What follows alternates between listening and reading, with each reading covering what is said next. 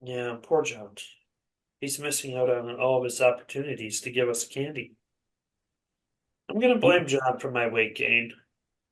I got candy on Saturday. It was great. And he even did a little mini candy toss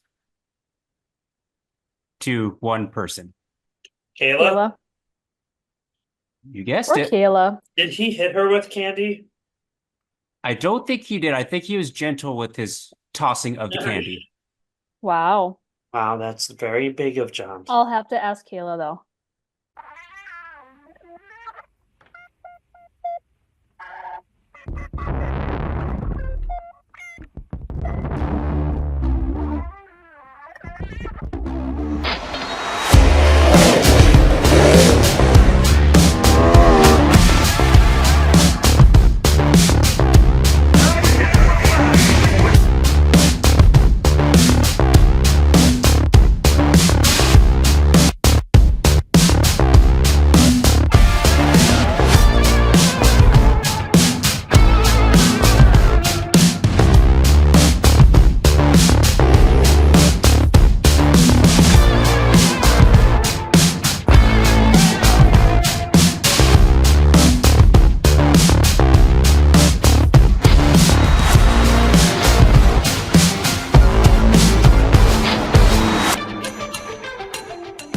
Welcome back to the Track Packers podcast for episode 23 of season 3.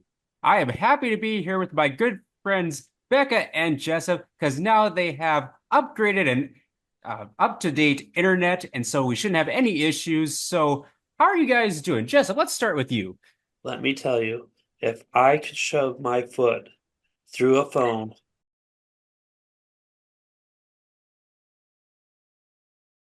It is a great thing we are not sponsored by Midco Internet. Becca, how are you doing? I'm well, maybe it'd fine. be good if we got sponsored by them.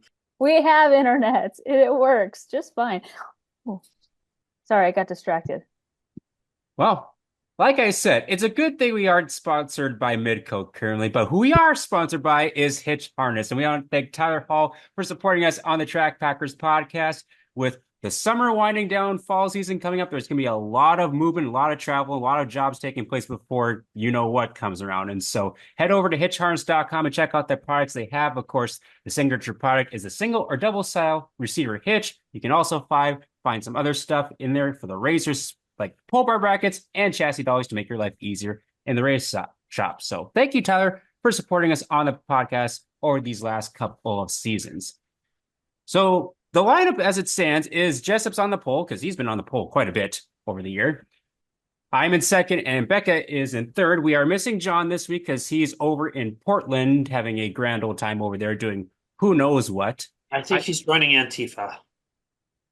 Well, whatever he's doing, I would like to provide a visual representation of the last hour of Jessup.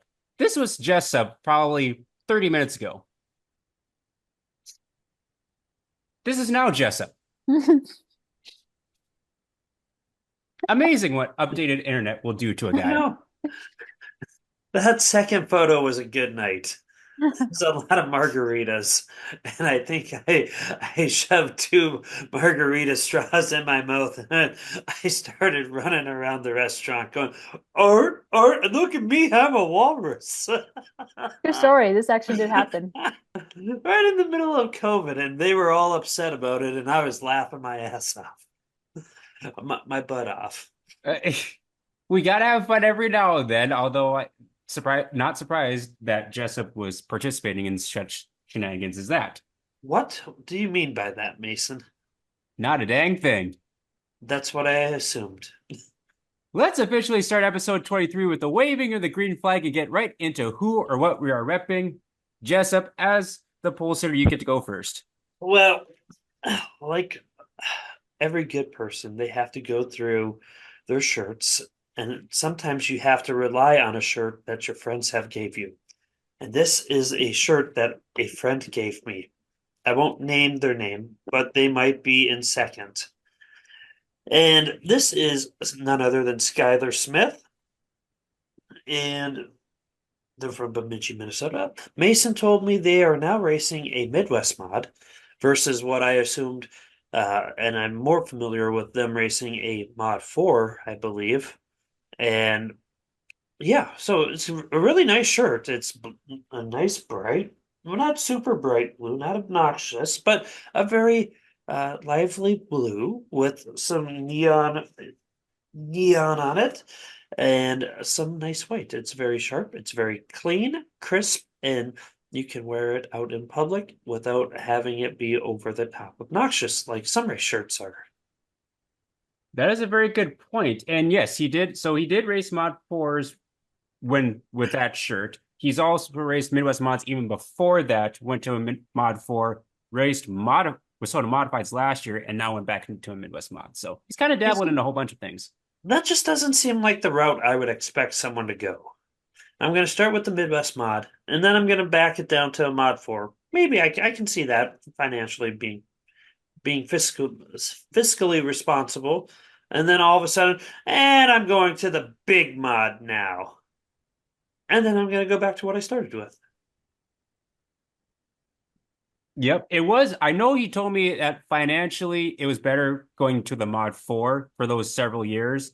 And I guess the right sponsorship and opportunities came up over the last couple of years to kind of try something a little bit different. All right. Becca, what are you wearing?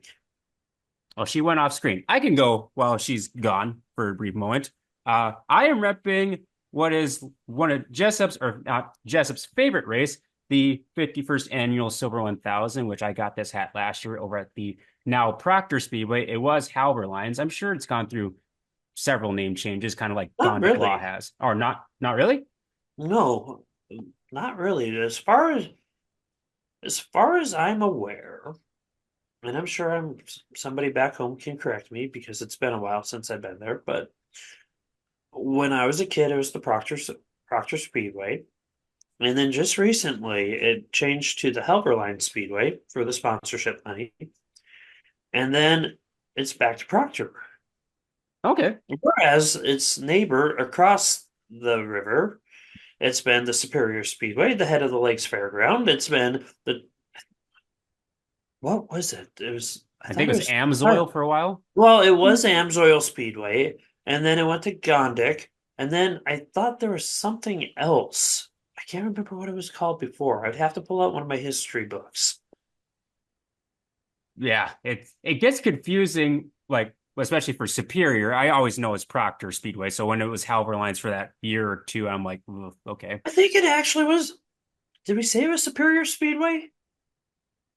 I think it was at one point. Yeah. I'm trying to think if they ever used the term raceway, but I don't think they did. Anyways, So last year, all four of us were in attendance for that race. Dan Ebert won the modified, so what was deemed by some fans the worst modified race they had ever seen. that has bothered Mason for approximately 1 year now. And It that just was not me. it just made me laugh when he said that. It was a good race. To be fair, to be fair, Dan pretty much had that whole feature on lockdown. Well, he did, yes. Everything yeah. else, second back was a great feature. Dan was like, it's over. Yeah, when he starts on the front row, that's pretty much it. Yeah. So, and then was it? I think it was Daryl Nelson that won the late models. I think he did. And thoughts and prayers going out to Daryl Nelson as he's battling cancer. There is currently a GoFundMe page for him that can be found on the 2020 Racing page. A lot of people are already donating to that, but every little penny can help. And go and help out one of our local drivers, or one of my local drivers back home, Mr. Hammer of Hermantown. Absolutely. So that's the hat. The koozie is of the Reaper, the 01. He raced this for a couple of seasons, Ryan Satter. He's exchanged his number with 67 and 01. I can't remember what the 01 significance is, but he's currently down at Farley, Iowa, racing with a lot of stock cars, or a lot of. Oh, the 10,001 one at the Yankee. Is it the Yankee Dirt Track? He's at Farley tonight. Oh. I think it's 300 Raceway is what it's called. 300 on, yeah. 194 entries in that tonight. See, Mason, you don't need other divisions. You just No. need to put up a good payout one of the nights and then race. Apparently. So hopefully he and a lot of the locals from our area that are down there, hopefully they do well in that because I think it's qualifying tonight. The shirt is of the 11Z Dylan Zabel. He drives a Wasota modified out of Selby, South Dakota. Brand new shirt for 2024. He had a very emotional win this past weekend at Brown County Speedway, second night of their championship night doubleheader, where he had wrecked really bad the first night and came back and won the following night after he was unsure he was even going to get the car back together. So repping the 11Z for my shirt. Which leads us to Miss Becca Pelkey. Who or what are you repping? Since we were talking about Daryl Nelson, this is actually just sitting on our kitchen table right now. So his hero card. This is not from this year. I believe it's from last year. But yeah, this is just hanging out on our kitchen table. So when Jessup was talking about Daryl, I was like, oh, I know there's one sitting right here on our kitchen table. So, again, as Jessup mentioned, echoing thoughts and prayers to the whole Nelson family. But who or what am I repping this week? Because the regular racing season has come to an end for most tracks in our area, not all, but most.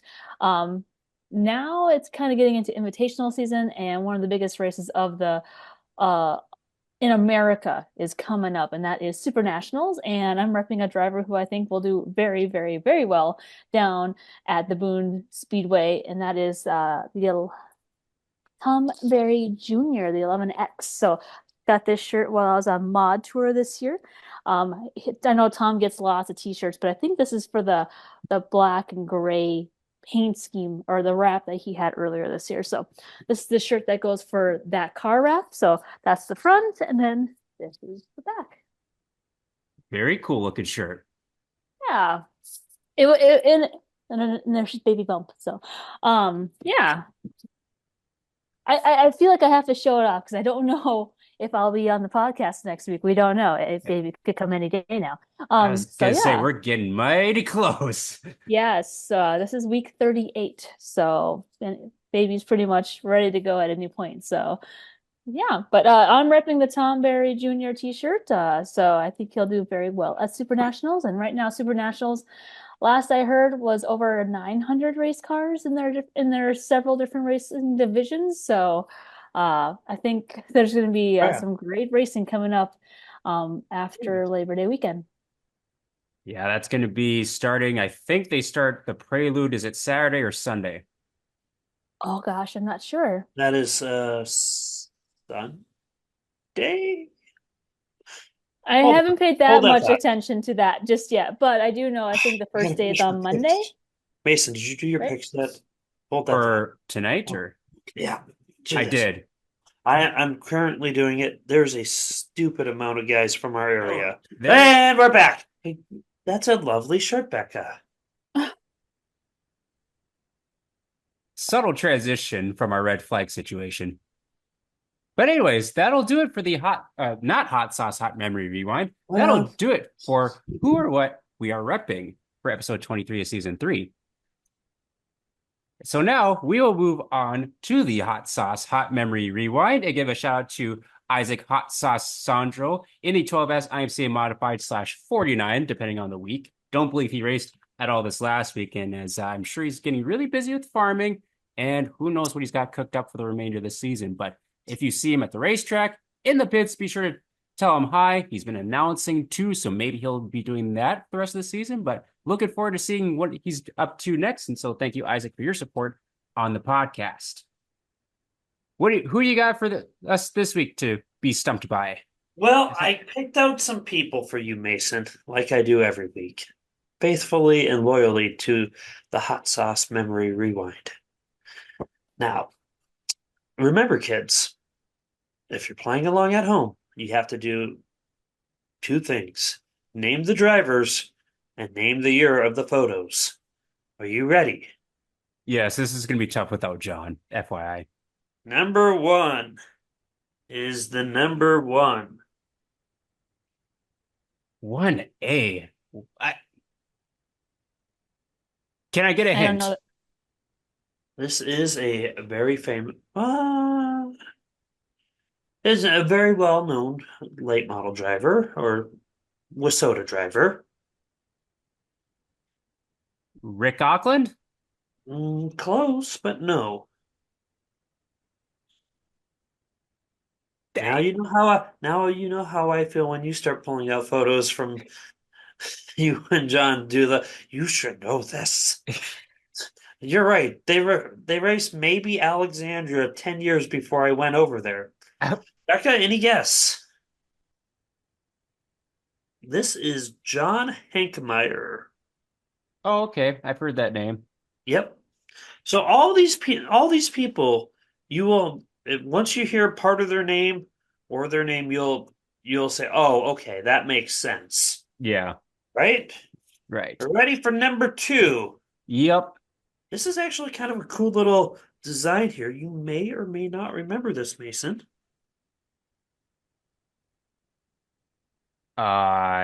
15. Let's see. Is it a Fagers? It is not a Fagers. I will not count that as your guess. To give you a hint, it's a 15K.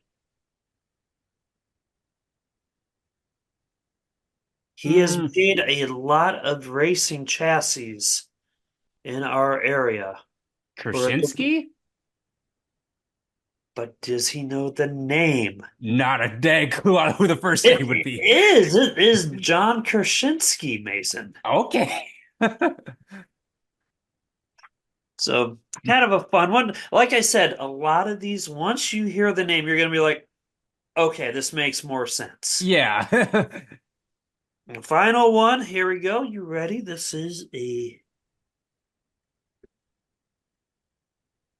That's Brown County Speedway in the background. Don't let it trick you, Mason. So it's not a South Dakota driver? It might be. We say this name a lot on the Western Roundup. Hmm. Rock Degley? Nope. They currently are in a different division and are often said on our Western Roundup. 17. What division are they currently in? Midwest Mod. Oh, Troy Liker? That is correct. He had a late model? That's what the photo says. That's a fun fact. Wow. Yeah, like I told you. Uh, well, once I say the names, you're gonna be like, "Oh, okay, I get it." I never knew he had a late model. That's what it says. It could be nope, it says Liker right on the number. If you look super close. Okay. Wow. So I think the year is 2003. very good, Mason. Right on the number. Becca, way to just take everything in for your first week back. I saw the year on the photo. Nah, that's all right. I'll let you have it. Oddly, this photo was 9/11, 2003. Wow. Crazy. One. This is the first one. Kelly Henderson. Yeah, Becca. Wow. His name is on the car number. Well, I can't even see that. it's hard to see. I was like, do I just let it go and see if they notice it? But that is Becca, Becca's on point already. Good that, job. that is Kelly Henderson. Becca's liking. What about this one? This is the other one I have. What track This is gives that? me Marlon Seiler vibes, but I don't know because this is well before my time. So if I I would zoom say back this. out, that is the old Nodak Speedway grandstand before they built the new one. Huh. I never saw that before. Who's a 7 up in Nodak, Becca? So this driver does not actively race in a weekly division, although he once in a while gets behind the wheel of another person's car during trophy races. Oh, Bruce Rudland. Bingo. That's Bruce the cool. Man Rudland is what he was known as. Neat. Good, Cool. I, good I, photos, ne- Mason. I never saw the old grandstand in Minot, so that is kind of cool. It was similarly set up to like Dacotah Speedway with it being very like a good distance from the actual racetrack. And so I that's where like growing up going to Dakota Speedway for the first time, I'm like, yep, I've been used to this. So yeah, so that Pretty is cool. yep. I assume you've never been up, you never went up to mine when it was at the old grandstand. Nope. No. I mean, it was a cool grandstand. It was like had like an overhang and everything. Definitely a lot smaller, but it was nice. I think my first race in Minot was 2015. And it Okay. was like one of the prelude races before the Mott Tour. So I think Oh, that you might have been there. That was the year after all the the fun year happened. after. Yep. Yes. The year But that was after my all. first, I'm pretty sure that was my first year at Minot was in 2015. Nice. Yeah, you never got to experience the old grandstand life. That's a bummer. Oh well. Well, that's what we have for the hot sauce hot memory rewind. And we'll move on to the track pack report, which will likely be a little bit shorter because we don't have Mr. Breckle here, but we'll see. That's okay. It's okay. Every so often we'll vary it up a little bit. So I'll kick things off with Cheyenne Speedway on Thursday. It was their championship night, which shout out to the Baker family for taking that track on this year and at least providing a few races for the race fans and drivers down there. And they had a pretty good turnout throughout all the races. And with it being the county fair, there was actually a lot of fans in the stands.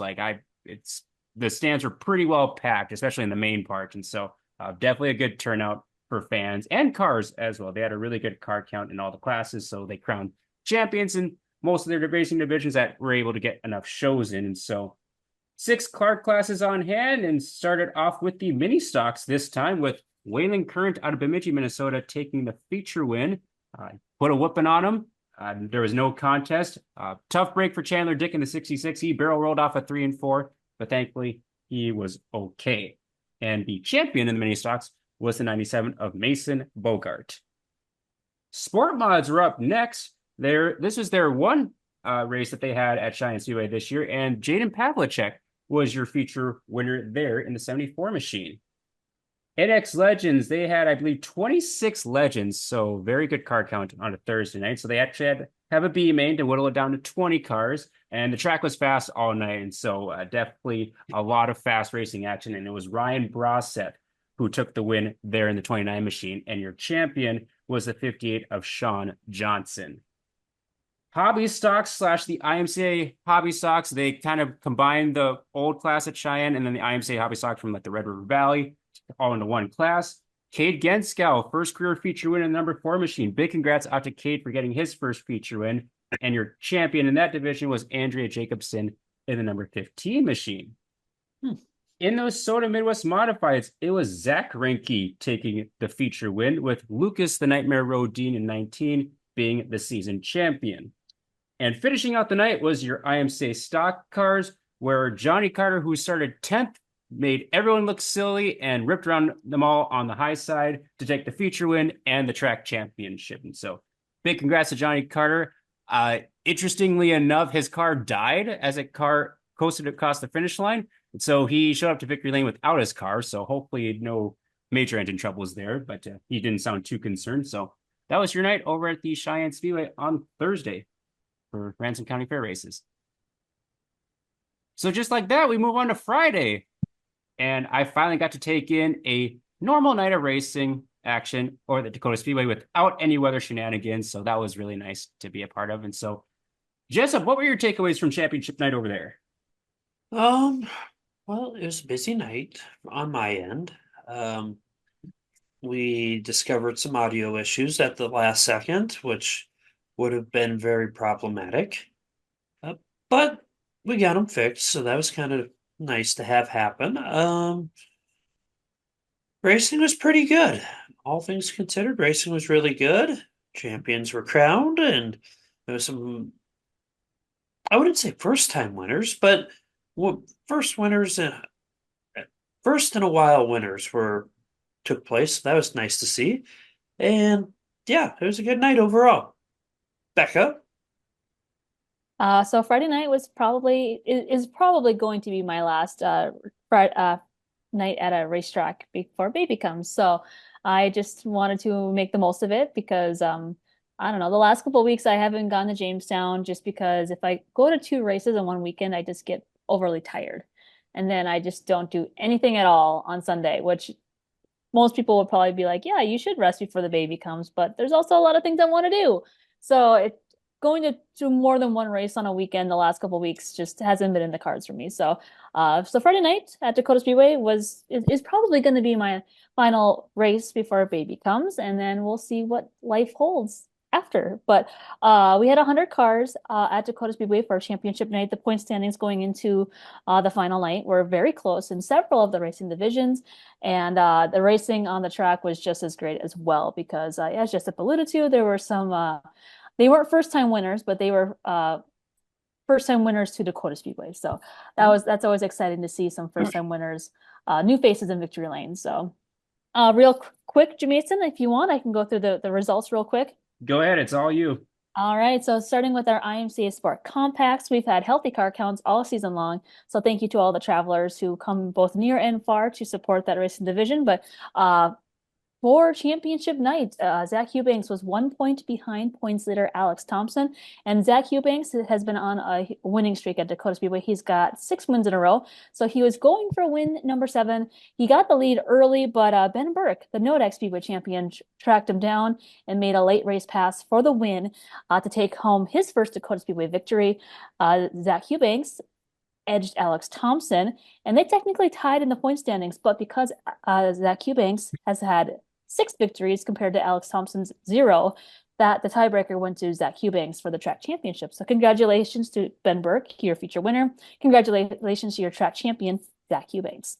In the hobby stock division, Carly Horner started on the pole and ran away with that race. She pulled away very quickly, and it looked like for a while, Jeremy Engelhardt, who had been taking a break from racing and made his return on championship night, it looked like he might have been tracking her down late in the race, but he actually had mechanical failures with about 6 laps to go, which changed the whole complexion of the race because then now it was a race for second between 4 drivers. You had Trenton Kohler, Kelly Horner, Joseph Feist, and Dylan Sandberg all battling for second place, while Carly Horner was just cruising to her first Dacotah Speedway victory. She actually picked up her first hobby stock win down at the Tri-County Speedway about a year or two ago, but this was her first win at her hometown track at Dacotah Speedway. So congratulations to Carly Horner. Your champion in the hobby stocks went to Bill Holtberg, who finished 8th. So this was his second track championship at Dacotah Speedway.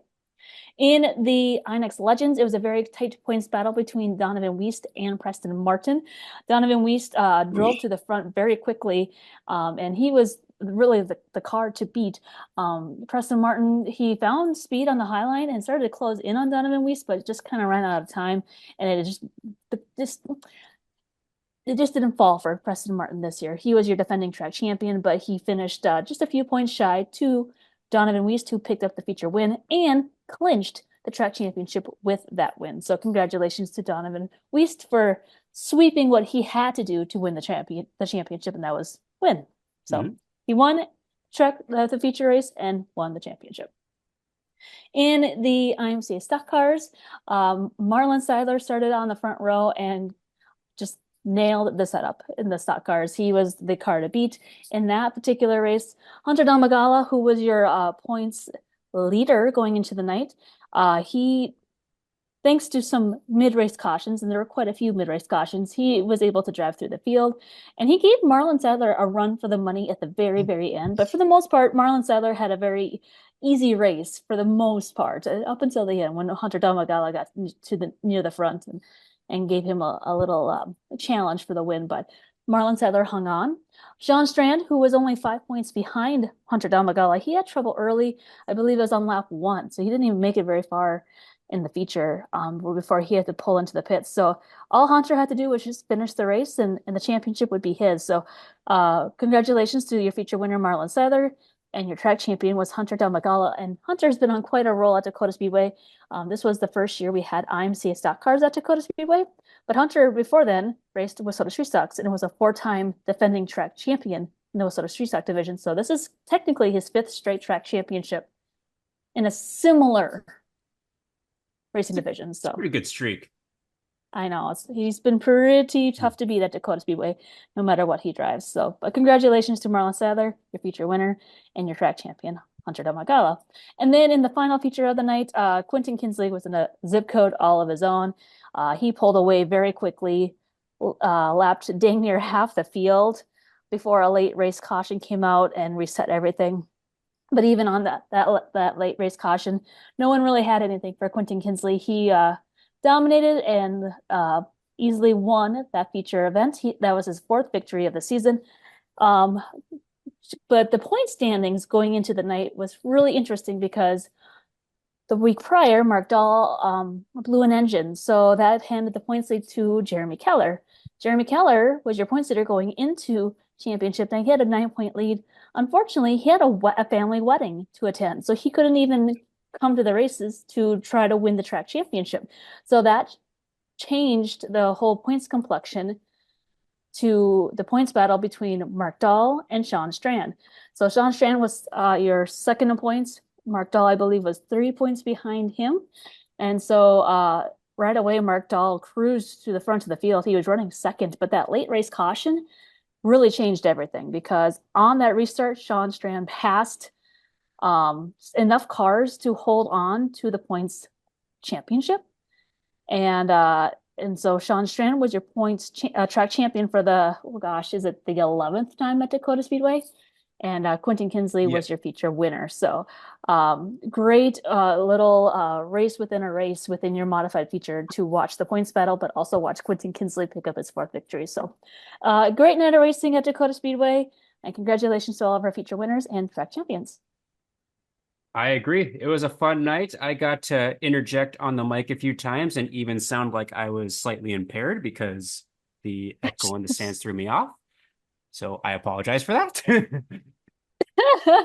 It depends where you sit in the grandstands because sometimes you hear yourself echo and it's about a 2 or 3 second delay. So I have done that. I know that feeling. So I also get it. But yeah, it depends where you sit. It can kind of play tricks with you. So you really have to like mentally like zone it out. But that's kind of hard to do when you're just trying to, you want to hear yourself, but you can't. Yeah, it was trippy. So for those that were watching on DSTV, no, I was not drunk at all. He was just hammered, wasted. I was concerned for his safety. I'm sure you were. Well, it was a fun night at Dacotah Speedway nonetheless. So John and I were over at Jamestown for their championship night and their Coogan Classics. So that was a great time. We had a great field of cars. We had 104 cars in total. And so while John's not here, he did give me some notes. This is where I need to practice Jessup's note thing. This could take a while, Becca. So to start off with, John notes that it was a balmy 87 degrees with the sunrise dipping behind the clouds at 8:31 p.m. That's a caution on John. That's a caution on John. The sun would not be rising at 8:30 p.m. It'd be set. You're right. Caution on you, John. Shame. Well, I'm not going to read the rest of his notes. I will just do my own recap. No, I want to hear I want to hear John's notes. No, because that'll take a half hour, and I don't have a half hour. Okay, fine. So we had your normal classes, starting with your slingshots, which went to the A main went to Caden Davenport in the 29 machine, who's I don't believe he's lost any time he's been over the Jamestown Speedway. And he wasn't there every week, but whenever he showed up, he was definitely the car to beat. And he had to hold off a new driver in the slingshot division, Landon Hallgren, out of Bismarck in the 22H. So that was kind of a nice surprise to have one of the new young drivers come over and be very competitive right out of the gates. So congratulations to Caden Davenport on your win. Your champion was the 7C of Jackson Caro. So great season for the 7C of Jackson Carroll.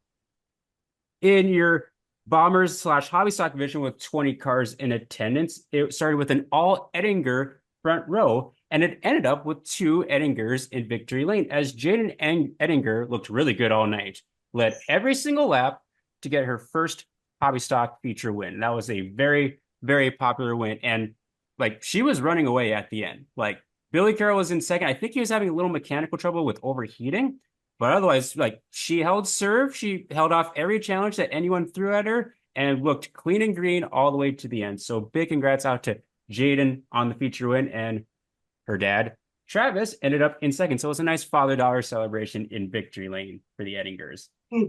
Your champion was Asher Williams in number 17, who is going to the school in Ohio at UNOH. So he flew back the day before to try to come and seal up that championship. So congrats to Asher Williams as well. Your Minnesota Midwest Modifieds went clean and green for their feature, 20 straight laps, less than 5.5 minutes to get to the checkered flag. And it was Aaron Michael taking the feature win there. Checked out on the field. No one was in his zip code at all. Aaron Byer was your runner-up in the 4B machine, and your champion by a pretty substantial margin was Jaron Wibstead in the 36. So that is back-to-back championships for the 36 machine out of Jamestown. In your NX Legends, they had 30 cars in attendance, and they ran them all. So that made things a little interesting. It is actually, for 30 cars, a pretty clean race. I think we had like 2 or 3 cautions. I think no major carnage, a lot of great racing, a lot of heavy hitters that we talked about several times on the show throughout the year. It was Cody Mackhart in the 7 machine taking his first Jamestown Speedway win, and he had to hold off a hard charging field with Donovan Weiss in the 19 machine in second. And your champion was the 77, the Minion Man, Preston Martin. So congratulations to Cody Mackhart and Preston Martin on the feature win and the championship. Street Stocks had the closest points battle coming into the night between Jody Michelson and Dustin Erickson. They were separated by 4 points going into the night. So basically the way WISSOTA points work, basically whoever finished in front of the other was going to be your champion in that division. So they had 14 cars, and we had a little bit of carnage in the heat race. So that took out a few before we even got to the feature. And right away, battle between Jaden Chris and Casey Usatis, with Jaden Chris kind of establishing out front, but of course the battle was for the championship with Erickson and Michelson battling with Casey Usatis for second. And so it came down to the last lap as Jaden Chris went on to take the feature win, and by just 64 thousandths of a second separated Dustin and Jody for second place, with Jody edging out Dustin. So Jody Michelson ended up with the championship in your WISSOTA Street Stocks. So big congrats out to Jody. That's like a 15-year-old car in victory lane. So doing a lot of success in that old 54 machine of his. So congratulations to him and Jaden Chris. And your IMCA Modifieds with 19 entries had a bit of carnage. We had a lot of cautions and a lot of DNFs, but a lot of movement in that race, specifically by your feature winner, Corey Seekerson, who had a flat tire in the heat race, started 17th, and ended up with the feature win. And he was fast, super fast, even with a broken left rear shock at the end of the race. So congratulations out to Corey Seekerson in the 77 machine. Eric Edwards, who had led for a good portion of that race, finished in second. And your champion was John Nord in the 98 machine, who had a pretty healthy lead going in. Unfortunately, got caught up in some of the carnage. So unfortunately, he didn't get to finish the feature race, but nonetheless, still a great season for the 98 at John Nord. You didn't say it like John would say it. Well, how would you? There's different levels of carnage. There's carnage, or there's carnage. Or there's the Batman, the Dark Knight version of John, where he goes, carnage. All 3 of them were used at some point throughout the night in Jamestown. I'll put it that way. It was one of those nights. And shout out to the Jamestown Speedway. Another great night of racing. Track was pretty heavy. Didn't really lose any of the moisture throughout the night, as it was very, very humid that night. And we did driver intros for all the car classes during intermission. So kind of a little bit different format. We brought each class up one by one and introduced all the drivers to the fan. And so that was a pretty cool aspect to Saturday as well. And so they got one more race before the end of their season for the Stock Car Stampede. I will finish off the Track Packer report with Sunday at the Casino Speedway, which was a very, very quick night. I will put a disclaimer out there that Becca would have enjoyed being at the Casino Speedway because it was hot as insert whatever word you want, and she had no problem with me drowning in sweat potentially. But thankfully, I thought before that, and I went inside to record some of the inner workings of Casino Speedway for the first half of the night. So they had a light car count because of the heat, because it was miserable for the first half. So feature races went like this. Maria Brooksick in the 14 machine took your Wissota Street Stocks. The 67 of Mike Nichols took your Midwest mods after causing a caution going to the back, and then with the last lap pass, claiming the feature wins. So that's 3 races in a row for the Nichols Motorsports team at Casino Speedway. Kurt Kranz doubled up in both the Wissota late models and the Gen X late models. And Tim Thomas in the 51T took your Wissota modifieds. And we were out of there before 9 o'clock. And so I had plenty of time to go to Taco John's and Dairy Queen. Why Taco John's is because we don't have a Taco John's anymore in Fargo. Did you get a 6-pack and a pound? No, I usually get the Chipotle lime chicken tacos or whatever they call them. No, those aren't bad. You could also go with the cheesy beefy potato burritos. Usually, like, that sounds really good, except usually burritos and I do not agree very well. But here's the thing, Mason, is just cheese, beef, taco beef, and like what do you call them? Potato lays. This reminds me because I can't remember who I was telling this to, but that reminds me of the taco bar during COVID that Becca made up for me. That was such a great night. The first event finally to happen, and we were sit down and watch the race. And Mason comes in all excited for tacos, and Becca did not have tacos. She had chips and taco meat and cheese. I think she had some salsa, maybe. Yeah, that was my salsa, Mason. Oh. That's all you need. All you need. Well, see, the thing was you said taco bar. That's what you told me. So like, oh, this is great. All sorts of options, not 3 basic things that are. I think we had some soft shells too. That helped. Probably because Jessup bought them. And then Good old John brought times. his onion over. We have sour cream in the fridge. Oh, yes. I made it a point to make sure I shared my burger from Jamestown on Saturday that I put a bunch of onions on. It was really good. Becca was jealous. Mm-mm. Anyways, that does it for the Track Pack report for this week. And we look at what's upcoming next in the state of North Dakota with Mr. Dakota Dirt. Where's my introduction from John? Mason can cut one in there. He gave me notes here. Oh, notes. Now, race fans, if you want your one-stop shop, again, one-stop shop for everything North Dakota racing, news, weather, not so much articles, but maybe we'll see. You have to check out DakotaDirt.org. They are on social media platforms, so be sure to check them out, especially on Facebook, where you may see an article or two appear during special season. Again, one-stop shop, DakotaDirt.org. Jessup, take it away. Very busy weekend. We'll just talk along the lines of the North Dakota side of things. On Friday, there's a lot of racing going on as the Nodak Speedway begins Motor Magic, night number 1. River Cities will be racing as well. I believe it is their season championship. And then Red River Valley Speedway will be racing as well for their season championship. And part 2 of the Southwest Speedway season championship will be taking place on Friday as well. Moving on to Saturday, it is night number 2 of Motor Magic up at the Nodak Speedway. They've got a lot of cars coming, according to what Mason has informed me of. And then Devil's Lake Speedway will be racing night 1 of the non-wing Sprint Nationals and it's also their track championship.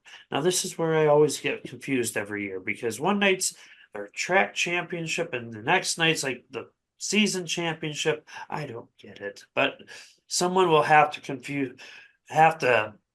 deconfuse me on that because I am very confused on that. Going, Deconfused, is that a word? Let's I look it can up. make up. I can make it up if I want to. The process of unconfusing, deconfused. I see it on Wiktionary. Yes, that counts then. Anyways, Mason, looking on to Sunday, it is the Devil's Lake Speedway, night two of the non-wing nationals with um, the non-wing sprints, and they've got over. I think they had a post today stating they have around 31 confirmed drivers coming out for the non-wing nationals. So it should be a good time there if you're a non-wing sprint car fan.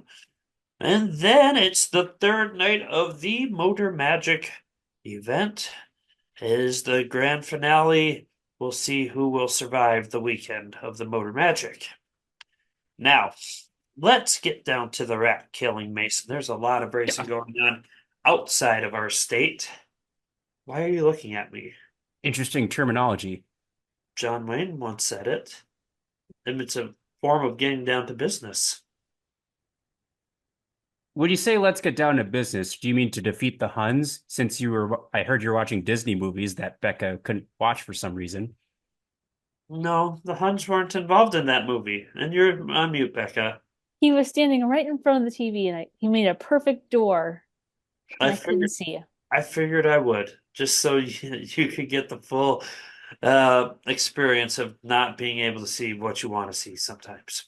Now, back on to more important things other than Disney movies, Mason. We are going to talk about all sorts of invitational races. Yes, which centers a lot around the Wissota Late Model Challenge series in particular. There's races everywhere, Mason. Yes. We'll name just the bigger events. All Okay. right. So, Wissota Invitational season all kicks off with the granddaddy of them all. It is the Silver 1000, and is it the 52nd? Yep.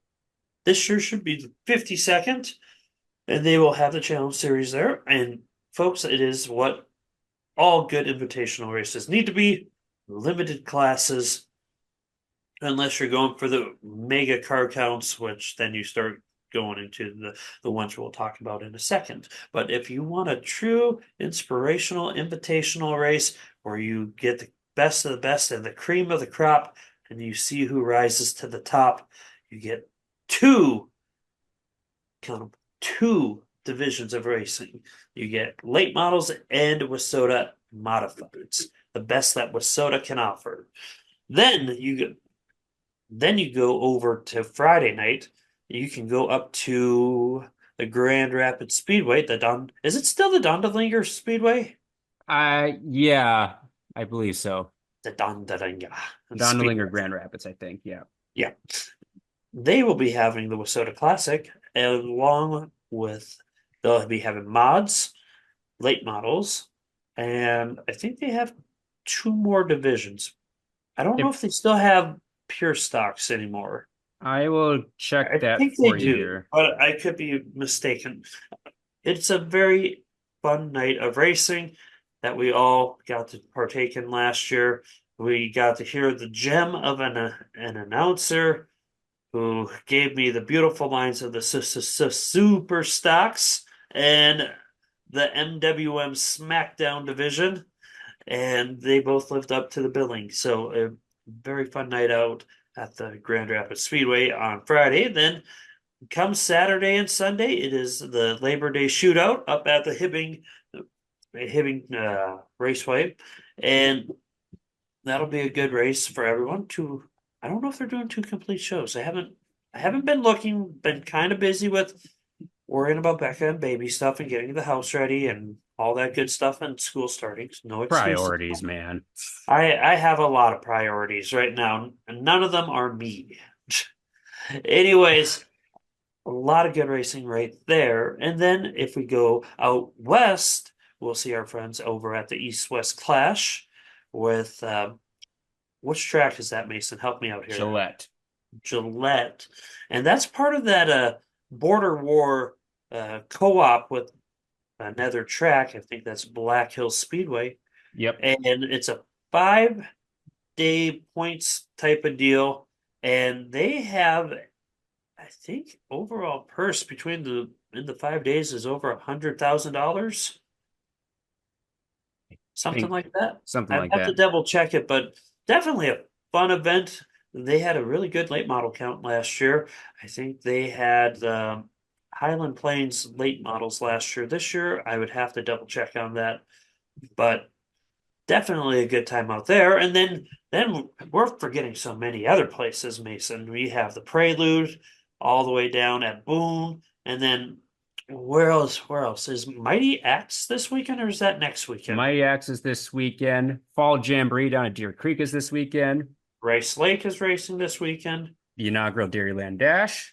Yep, that's a There's, co-op between Red Cedar and Rice Lake, I believe. yep, And that'll be a good time if you don't want to go to any of the Iron Range races. And then I think there's a couple other. Isn't what's that? Deer Creek. well, Deer Creek's the Fall Jamboree. Big Bucket Yep, Nationals in Aberdeen, yep. Friday and Saturday. And then Viking Speedway always has their doubleheader. The NLRA is up in Greenbush for a doubleheader. Trying to think of any of the other ones before I get to the one-off races. I think those are the main Oh, ones. oh, Paul Bunyan Stampede. No, no, not Paul No, Bunyan Stampede. They have something this weekend, I thought. it Or they is. used to have something this weekend. I don't see anything until Oh, Sunday. I am wrong I then, don't. but I'm correcting myself before anyone throws a caution. Haha. Back and put your flag down. I I corrected myself. I won't throw a petty caution for that, like unlike you. John Anyway, deserved his. John did earn his caution. The one-off races outside of all the big races we have listed, we have on Thursday the 29th KRA and Victory Lane Speedway. I believe they still have a couple more races after that. I-94 has their season championship on Friday the 30th, and Princeton Speedway is also racing. Beyond that, 31st on Saturday, we've covered all those. Watertown Casino Speedway has their season championship on Sunday, and Madison Speedway has got their season championship on Monday, Labor Day, the 2nd. So Nice. So a lot of racing to be seen. A that is lot of a people going all over the place. Personally, if it was left up to me, I wish a lot of these tracks would start coming together and rotate years with specific classes. So at some places, let them have late models, um, or let be late model heavy, and then other tracks be say mod and street stock heavy, and then it could be late model and Midwest mods, or vice versa. I think that'd be a lot more cohesive and user friendly for all tracks involved, because you would still get high car counts across the board, except it'd be spreading them out and actually making the races be more meaningful and impactful versus a glorified weekly show.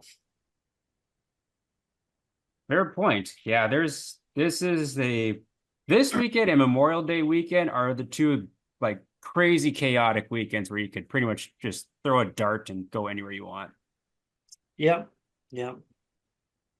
So you, as a race fan, driver, whoever you may be, you should get to a race at some point this weekend. And if you don't, Unless you're have a good excuse. unless you're Unless 38 you're weeks me. pregnant, then it makes sense. I'm going to the races. Ooh. I'll be I interested to don't know see. where. I'll be interested to see where you end up. I don't know where, Mason. Where are you going this weekend? Everywhere, everywhere. It's a weird So, weekend because are there's you, a wedding. There's a wedding in the middle of it. whose wedding? My friend that I ran the first full marathon with. Uh-huh. They should So know better. This was not a good weekend. Oh well. It'll be You're fun. very forgiving, Mason. You're very forgiving. That's nice of you. Very forgiving indeed. As we display the white flag and give a shout out to our good friend Brody Carlsrud in the B1 IMCA stock car, who had a pretty solid weekend with a couple of third place finishes at Cheyenne and North Central Speedway. And he'll be looking to finish off his regular season over at the Red River Valley Speedway this upcoming Friday. So if you haven't checked out his podcast, The Real Deal with B1, it's on Facebook and on Spotify. So be sure to check out a lot of his latest episodes over the last few weeks. He's kind of catching up on everything and get ready for all the invitations that he's going to hit as well. So thank you so much, Brody, for supporting us on the podcast as well. And so we will move into wins of the week. I will give the first reins to Becca on this. Oh, Want me to rattle off three right away, or just take one and we can go around the horn? Rattle off three right away. All right, so my first one of the week is going to go to Carly Horner, who picked up her first hometown feature victory at the Dacotah Speedway. She actually picked up her very first hobby stock win back in 2021 at the Tri-County Speedway, but this was her very first one at her hometown track, and she led all 15 laps and executed just a perfect race. So congratulations to Carly Horner for picking up her very first Dakota Speedway victory. My second one of the week is going to go to Jaden Edinger. She won. Sorry, Jessup. Is that on your list too? no. Oh, okay. Well, your reactions are just getting to me. But That was my well second timed on the bearded.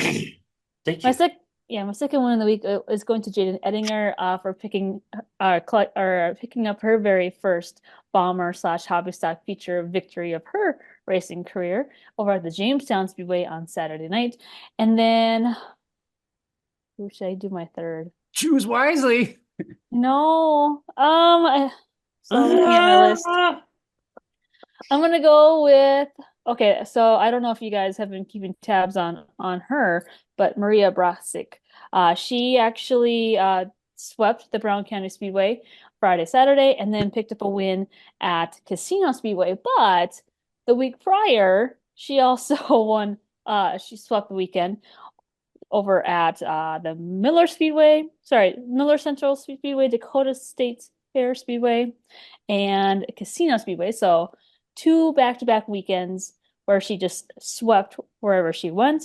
And then if you look even further in my race pass, the weekend prior, the weekend of August 9th, 10th, and 11th, she won at Miller Central Speedway and got a second at Casino. So three straight weekends where she has just been up front, leading laps, winning races, and heck, if she wouldn't have gotten that runner-up finish at Casino, that would have been three straight weekends where she just won wherever she went. So just quite an impressive run for the ladies as of late. So congratulations to Carly, Jaden, and Maria.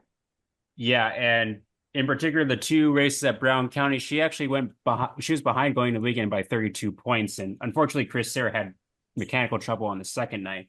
But that's a pretty big point gap to kind of make up in a couple of nights. Yeah. And so, big congrats out to Maria on a great few weekends.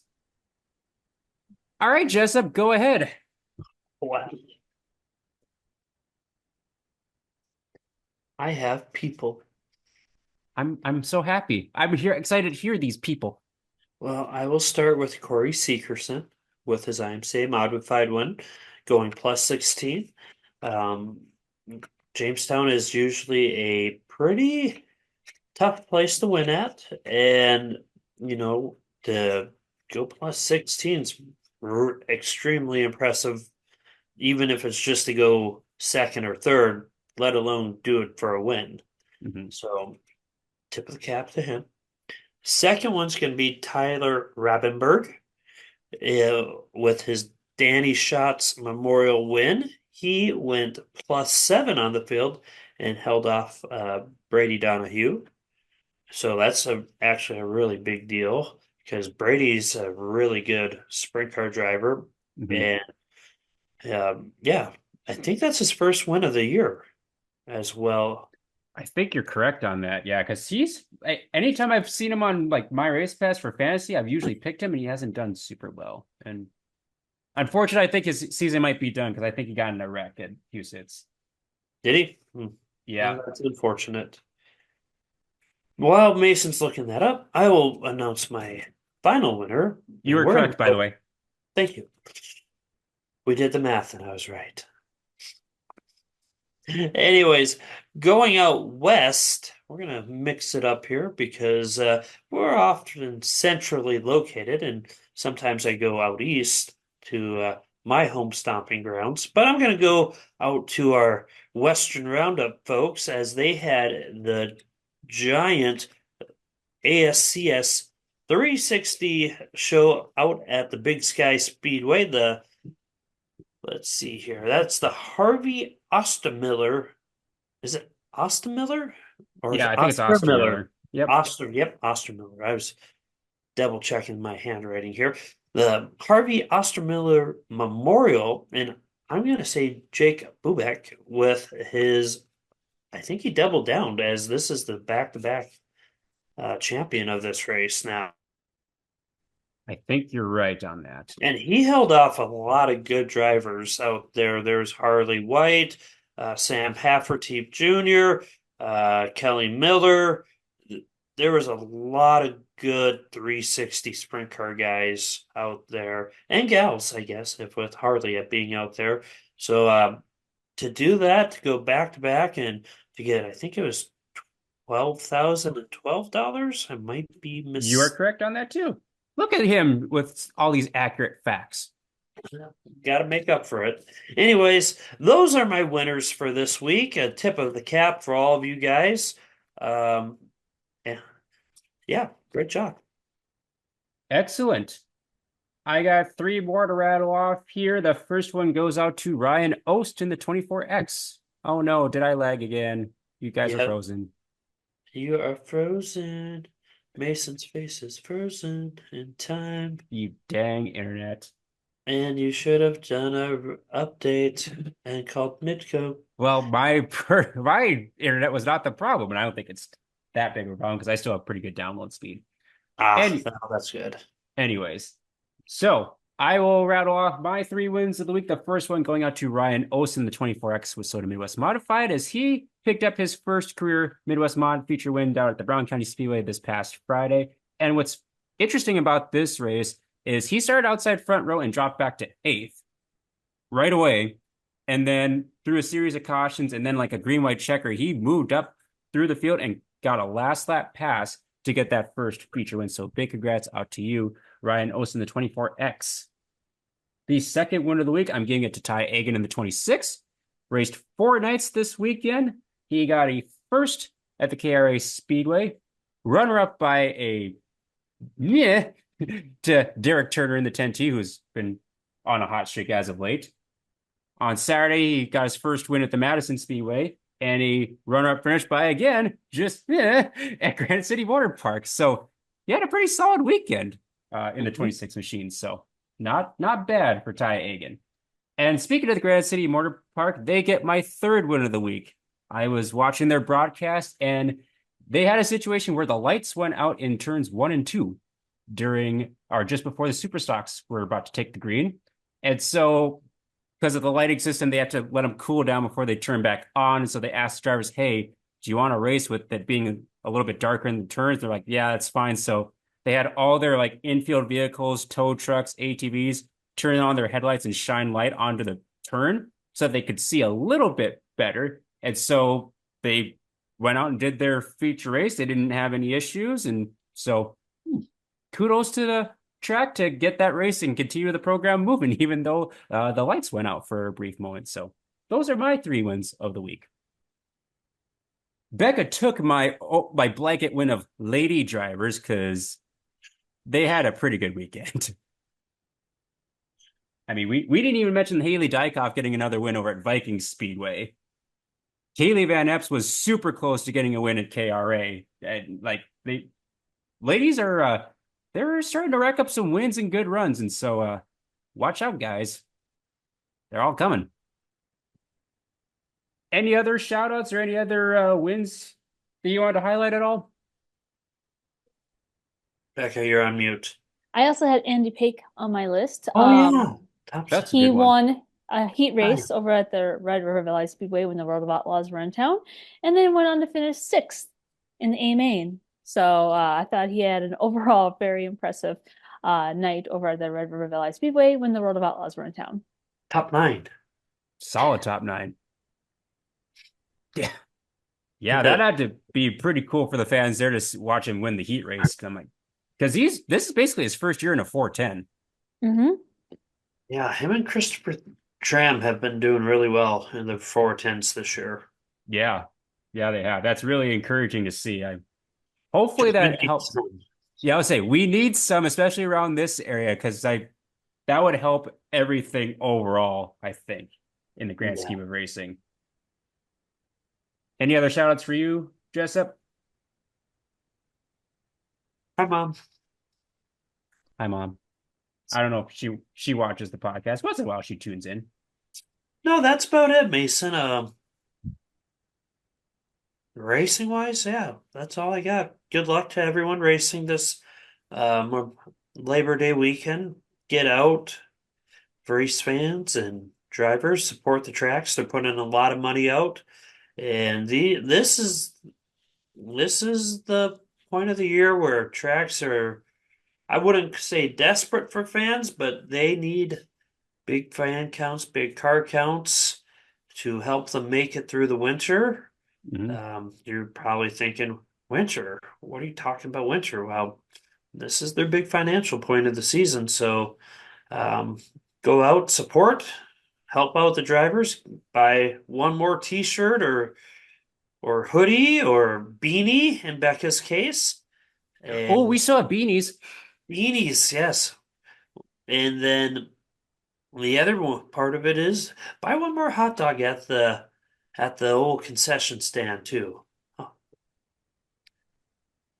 You don't want excess, you don't want excess supply to have to carry over for the next season. That is a very good point. I will say too, because you never know what the weather's going to do, especially with this year. So go out to the racetrack because you never know what shenanigans are going to happen over the next few weeks. It's kind of a very uncertain time of year weather-wise too. Just Yeah. my advice. Oh yeah, Just go where Mason's not. I want to go hang out with Mason.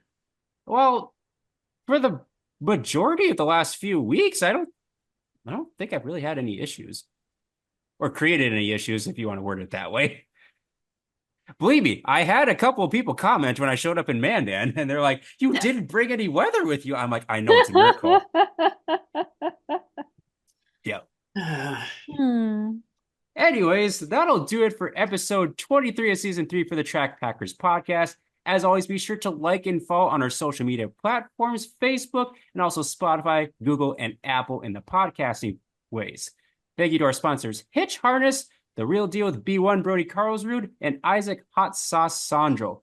This is the arguably biggest weekend of the season, so we hope to see you somewhere packing the track.